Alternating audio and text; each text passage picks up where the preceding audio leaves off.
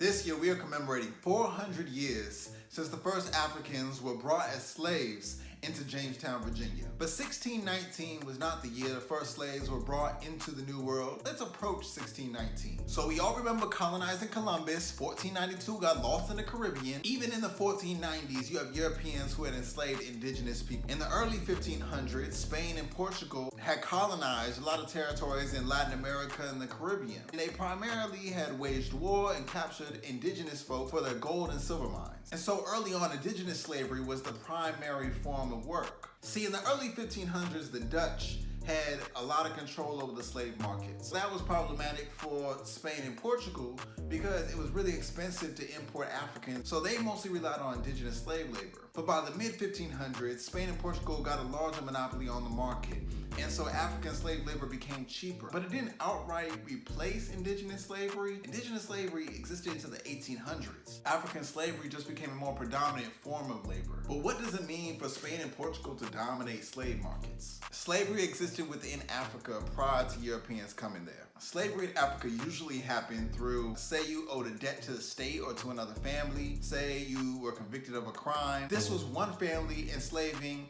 someone who is not a relative, a capture of war of another ethnic group. This concept of Africans wasn't a thing. It was different ethnic groups and different families enslaving different people. But it was not chattel slavery. Once you became a slave, all your descendants weren't slaves. But African slavery was also an institution that was mostly controlled by merchants and political elites. The transatlantic slave trade doesn't come out of European domination of Africa because Europe was not strong enough. What it comes from is a trade negotiation between African elites and merchants and Europeans. European domination over a market meant that they had a relationship with certain slave ports or certain governments where Africans allowed them to have a level of monopoly over the slave market. So if slavery existed in the New World into the 1500s, how do we get to 1619 when slavery starts in what became the United States? Well, first of all, Florida already had slaves, but because it was under the Spanish Empire instead of the English Empire, at the time, I guess we don't count it. But New England, mainly Massachusetts, had slaves before 1619. They were just indigenous. European families in New England and in the Chesapeake, mainly Virginia and Maryland,